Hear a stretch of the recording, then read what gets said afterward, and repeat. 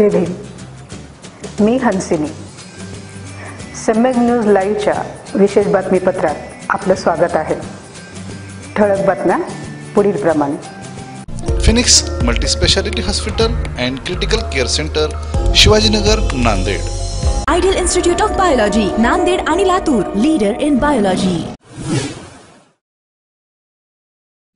चर्चा तर होणारच। नांदेड शहरामध्ये आता आहे ना आरिफ नसीम खान सर आलेले आहेत, माजी मंत्री आहेत आणि यांचं म्हणणं आहे की काँग्रेसला मतदान करा। सर, मला असं विचारायचं की आपल्याला की काँग्रेसला मतदान का करावं? कारण काँग्रेसने या देशाच्या संविधानाची रक्षा केलेली आहे, काँग्रेसने या देशाचा विकास केलेला आहे, काँग्रेसने सर्व जाती जमाती समाजाला सोबत ठेवण्याचं काम केलेलं आहे। आज देशाचं संविधान खतऱ्यामध्ये आहे, आज देशाचे तरुण बेरोजगार झालेले आहे, देशामध्ये कटुता गेल्या 5 वर्षामध्ये वाढली आहे। म्हणून काँग्रेस पक्षाला च्या सोबत लोकांनी मजबूतीने उभा राहायला पाहिजे। सर्व जाती जमात आणि समाजच्या लोकांनी काँग्रेस पक्षाला ताकद देण्याचं काम करण्याची आज गरज आहे।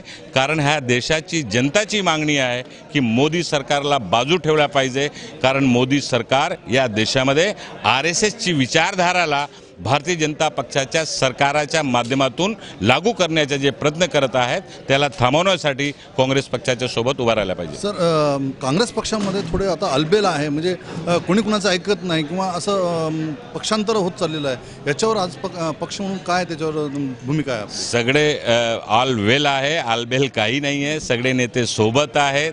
आजच मुंबईमध्ये सर्व सिनियर वरिष्ठ नेत्यांची बैठक झालेली आहे। एक मनाने आणि एकजुटीने सगळ्यांनी काम करण्याचं आश्वासन केंद्रीय नेतृत्वाचे आमचे वेणुगोपाल साहेब आले होते, त्यांच्या समोर आणि खरगे साहेब आले होते, त्यांच्या समोर सर्वांनी आश्वासन केलेलं आहे आणि सगळे एकजुटीने ह्या राज्यामध्ये BJP शिवसेना आणि मोदी सरकारला काढण्यासाठी एकजुटीने काम करतील। या ठिकाणी आता सध्याला वंचित बहुजन आघाडीतर्फे आणि MIM ह्या दोघांचं एकत्रितपणे मुस्लिम समाजाच्या मतांचं विभाजन होण्याचे फार मोठे चान्सेस दिसून येतात। तर आपण कुठल्या दृष्टीने बसतो? हे बघा, या राज्याच्या मुस्लिम समाज, अल्पसंख्याक समाज आणि प्रत्येक समाज, धनगर समाज, दलित समाज, मागासवर्गीय समाज सर्व जागृत आहेत। सर्वांना माहीत आहे की या वंचित आघाडी या लोकांना वंचित करण्यासाठी उमेदवार उभा केलेला आहे।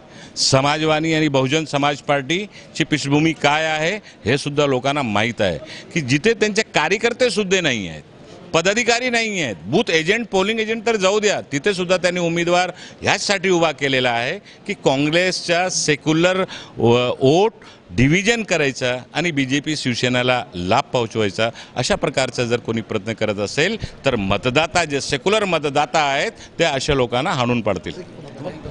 आता आपण ऐकलं की नसीम खान सरांनी सांगितलं की काँग्रेसमध्ये एकजूट आहे, सर्व एकत्रितपणाने काम करतात आणि मुस्लिम समाजाचं जे काही MIM दुफळी करत आहे, ह्या दुफळी होणार नाही, समाज जागृत आहे।